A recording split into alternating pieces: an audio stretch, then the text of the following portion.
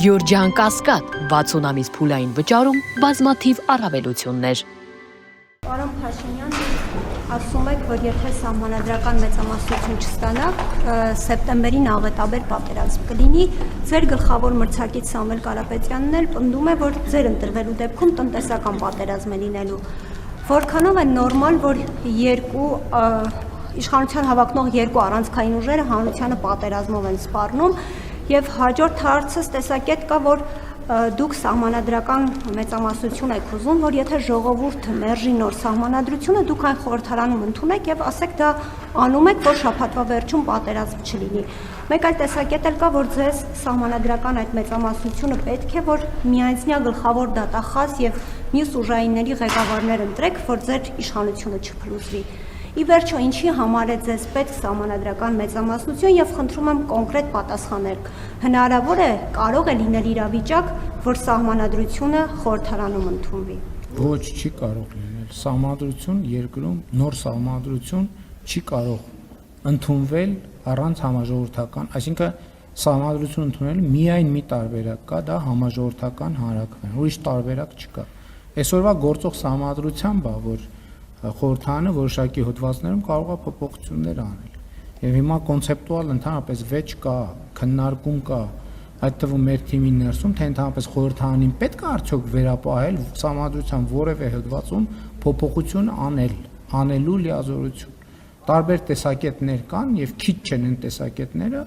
ովքեր պնդում են, որ ոչ սահմանադրության մեջ որևէ փոփոխություն կարող է անել միայն ժողովուրդը, բացառապես ժողովուրդը, որովհետև ժողովուրդն է Հայաստանի Հանրապետությունում իշխանության տերը, կրողը եւ աղբյուրը եւ լեգիտիմության աղբյուրը։ Ինչ վերաբերվում է ձեր նշածին, որ քաղաքական մի ուժ էսպես է ասում, ժողովրդավարությունը դրա մասին է։ Եվ հանրությունն է, ժողովուրդն էլ պետք է լսի այդ ուժերին, տեսնի ում փաստարկներն են իր համար ավելի համոզիչ եւ գնա ըստ այդմ քվեարկություն։ Դուք ավարտեք ձեր հարցը, ես կպատասխանեմ։ Համոզված եք։ Երբ որ ավարտեք, ես կպատասխանեմ։ Համոզված եք։ Շնորհակալություն։ Եվ հենց խնդիրը դրա մեջ է, որ հանրությունը լսի։ Ամենատարբեր թեմաներ են բոլոր ընտրություններում, ժողովրդավարական երկրներում, ամենատարբեր թեմաներ են դրվում քվեարկության։ Բայց ես երեք մի տեսարան ինձ ցույց տվեցին, ես այդ տեսարանին անկեղծ ասած, այս ամեն ինչից հետո չհավատացի, որովհետև ձեր նշած քաղաքական ուժի ներկայացուցիչները ներկայացնում են իրենց ծրագրերը եւ իրենք ըստ էության Հայաստանի իրենց կոնցեպտի մեջ տեղավորում են Ղարաբաղը եւ շրջակա տարածքները։ Այստեղ էլ ասելու բան չկա։ Այդ քաղաքական ուժի հաջողությունը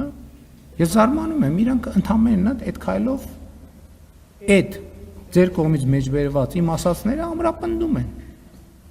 Այսինքն դա այնքան ակնհայտ բան է, որտեղ մեծ բանավեճի խնդիր էլ չեմ տեսնում։ Եթե մյուս քաղաքական ուժը ասում է Հայաստանը չպետք է բավարարվի 29743 քառակուսի կիլոմետրով, դա ինչ է նշանակում։ Դա խուսափելի պատերազմ է, հարգելի գործընկերներ։ Այսինքն այդտեղ շատ վիճելու բան չկա էլ։ Սահմանադրության հետ կապված ոնց որ պատասխանեցի։ Շնորհակալություն։ Փաստորեն չէի կավարտել հարցը։ Փաստորեն չէի կավարտել հարցը։